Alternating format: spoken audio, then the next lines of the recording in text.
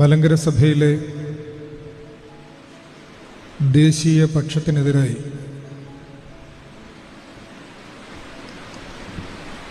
Judge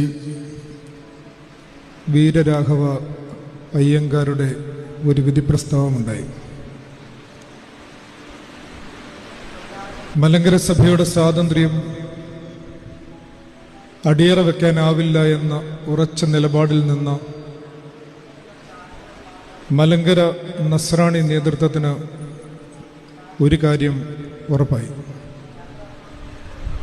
ഇത് ഒരു വിഭാഗീയതയിലേക്ക് ഈ സമൂഹത്തെ നയിക്കും. അത്തരമൊരു വലിയ വ്യസനത്തെ പ്രതി വയോധികനായ ആ മഹാപുരോഹിതൻ ഒരു ദീർഘയാത്രയ്ക്ക് ഒരുങ്ങുകയാണ്. 1923 ജൂൺ 23 കുണ്ടറയിൽ നിന്ന് ആരംഭിച്ച യാത്ര അത്രയൊന്നും ആയാസകരമായിരുന്നില്ല. തൻ്റെ വാർദ്ധക്യവും അനാരോഗ്യവും തുർക്കി രാജ്യത്തിൽ പതിയിരിക്കുന്ന അപകടങ്ങളും വകവയ്ക്കാതെയാണ് അദ്ദേഹം ആ യാത്രയ്ക്ക് ഒരുങ്ങുന്നത്.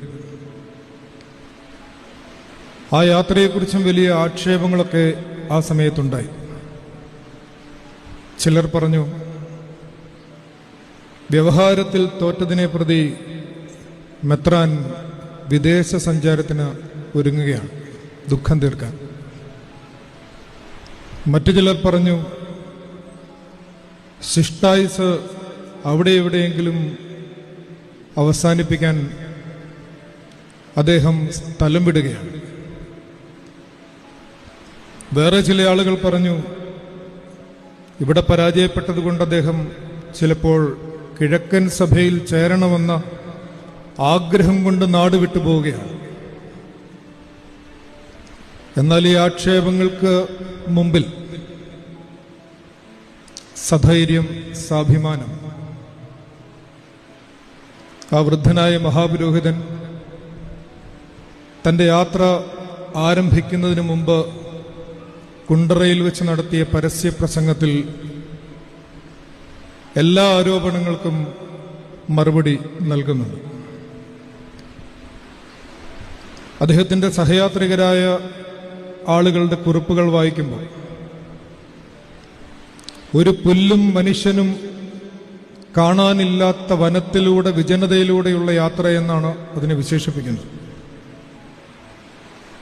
ഒരു സന്ദർഭത്തിലാകട്ടെ, കുതിരപ്പുറത്ത് വന്ന ഒരു അറബിക്കാരൻ പരുന്ത് പോലുള്ള ഒരു പക്ഷിയെയും കയ്യിൽ ഒരു തോക്കും പിടിച്ചുകൊണ്ട് തങ്ങളെ കവർച്ച ചെയ്തതിനെക്കുറിച്ച് ആ എഴുത്തുകളിൽ നാം വായിക്കുന്നുണ്ട്. ദേറാവാസത്തിലെ അത്രയൊന്നും മെച്ചമല്ലാതെ ലഭിച്ച ഭക്ഷണത്തെക്കുറിച്ച് വരെ അതിൽ പരാമർശമുണ്ട്. അവിടെയുള്ള സന്ധി സംഭാഷണങ്ങൾ എല്ലാത്തിനും ശേഷം ഒടുവിൽ ആ വർഷം നവംബർ 30 ഷൊർണൂരിൽ ആ സംഘം തിരിച്ചെത്തുന്നു. പക്ഷേ അന്നൊപ്പമുണ്ടായിരുന്ന പരദേശമെത്രാൻ, അതുവരെയും കൂടെയുണ്ടായിരുന്ന ആ മഹാപുരോഹിതൻ നാട്ടിലെത്തിയപ്പോൾ തൻ്റെ നിലപാടിൽ നിന്ന് വ്യതിചലിക്കുന്നു. സാമുവേൽ ചന്ദനപ്പള്ളി സാറിൻ്റെ ഭാഷയിൽ പറഞ്ഞാൽ, മർദീനിലെ മരണനിഴൽ വീണ മരുഭൂമികളിലൂടെ സഞ്ചരിച്ചപ്പോഴും മാലാഹമാർ ആ മനുഷ്യപുത്രനെ, ദൈവപുത്രനെ എന്നതുപോലെ കാത്തു സൂക്ഷിച്ചു. എന്നാൽ അദ്ദേഹം തിരിച്ചു വന്നപ്പോൾ തൻ്റെ സഹയാത്രികനായ മഹാപുരോഹിതന്റെ അവിശ്വസ്തതയിൽ മനം നൊന്തു. ഒരുപക്ഷെ അദ്ദേഹത്തിൻ്റെ മനസ്സുലഞ്ഞിരിക്കാം. പക്ഷെ അദ്ദേഹം ഇടറിയില്ല. ഏകാകിയുടെ പൗരുഷത്തോടെ പരിശുദ്ധനായ വട്ടശ്ശേരിൽ മാർ ദിവന്നാസ്യോസ് മെത്രാപ്പോലീത്ത മലങ്കര സഭയുടെ സ്വാതന്ത്ര്യത്തിന് വേണ്ടി നിലകൊള്ളുന്ന ഒരു ചിത്രമാണ് പിന്നീട് സഭാചരിത്രത്തിൽ ആ വൃദ്ധ വയോധിക പുരോഹിതനെ കുറിച്ച് നാം കണ്ടെത്തുന്നത്. പൂർവപിതാക്കന്മാർ തലമുറകളിൽ നിന്ന് തലമുറകളിലേക്ക് പകർന്നു തന്ന ആത്മീയ പൈതൃകം മറ്റൊരു സ്ഥാനത്തേക്ക് കൈമാറ്റം ചെയ്യുവാൻ തലച്ചോറ് ചെരുപ്പിനിടയിൽ കൊണ്ടു നടക്കാൻ ഇഷ്ടപ്പെടാത്ത ആ ദിഷണാശാലിക്ക് സാധിക്കുമായിരുന്നില്ല എന്നാണ് ചരിത്രത്തിലെ എഴുത്ത്. കാരണം അദ്ദേഹത്തിന്റെ അനുഭവങ്ങളുടെ പാരാവാരം അത്രമേൽ ആഴമേറിയതായിരുന്നു. 1858 അദ്ദേഹത്തിന്റെ ജനനം മുതൽ ആ ജീവചരിത്രത്തിലൂടെ നാം ഒന്ന് കണ്ണോടിക്കുമ്പോൾ എത്രമേൽ വ്യത്യസ്തങ്ങളായ അനുഭവങ്ങളിലൂടെയാണ് ആ മഹാത്മാവ് കടന്നുപോയിട്ടുള്ളത് എന്ന് നമുക്കറിയാം. 1876 പരിശുദ്ധനായ പത്രോസ് പാത്രിയർക്കീസ് ശമ്മാശ് പട്ടം നൽകുന്നു. പിന്നീട് പരിശുദ്ധനായ പരിമല തിരുമേനിയോടൊപ്പം സുറിയാനി അഭ്യസനം. 1880 പരിശുദ്ധനായ പരിമല തിരുമേനി കശീശ പട്ടം നൽകുന്നു.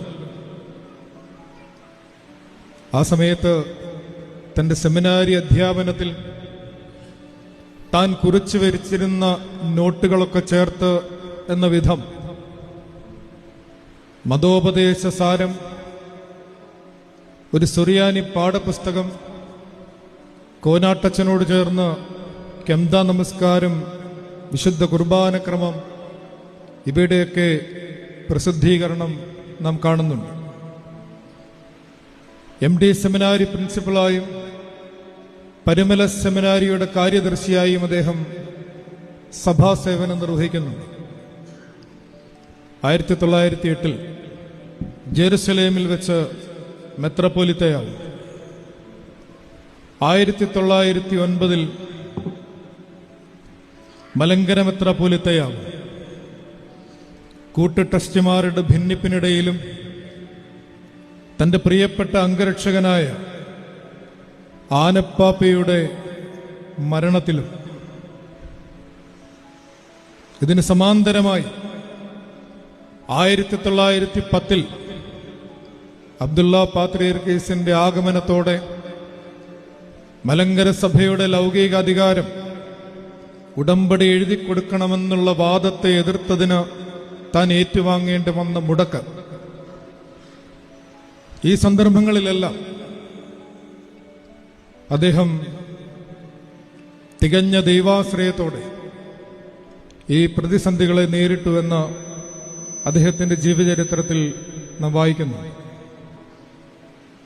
1912 ചിങ്ങം 22 അബ്ദുള്ള പാത്രിയർക്കീസിന്റെ നടപടിയെ പ്രതിഷേധിക്കാൻ, വിമർശിക്കാനും വിലയിരുത്താനും MD സെമിനാരിയിൽ ചേർന്ന ഒരു പ്രസംഗത്തിൽ പരിശുദ്ധ പിതാവ് ഉപയോഗിച്ചിട്ടുള്ള വാക്കുകൾ ഇങ്ങനെയാണ്.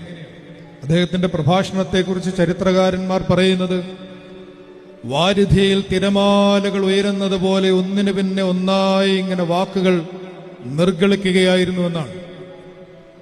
അത് നാബോത്തിന്റെ മുന്തിരിത്തോട്ടത്തെക്കുറിച്ചുള്ള പ്രഭാഷണമായാലും, മൂശ എങ്ങനെയാണ് ഇസ്രായേൽ ജനതയെ കനാൻ ദേശത്തിന്റെ പടിവാതിക്കൽ എത്തിച്ചത് എന്നുള്ള പ്രഭാഷണമായാലും, വിശുദ്ധ സ്ലീബായെ കുറിച്ചുള്ളതായാലും, നമ്മുടെ കർത്താവിന്റെ ഉദ്ധാന പെരുന്നാളിനെ കുറിച്ചുള്ളതായാലും, അദ്ദേഹത്തിന്റെ ഓരോ പ്രഭാഷണങ്ങളും സഭാജീവിതത്തിലും ആത്മീയ ജീവിതത്തിലും സമുദായ ജീവിതത്തിലും നമ്മെ കുറെ കൂടി ശക്തരായി നിലകൊള്ളുവാൻ ഇന്നും പ്രാപ്തരാക്കി തീർക്കുന്നവയാണ്.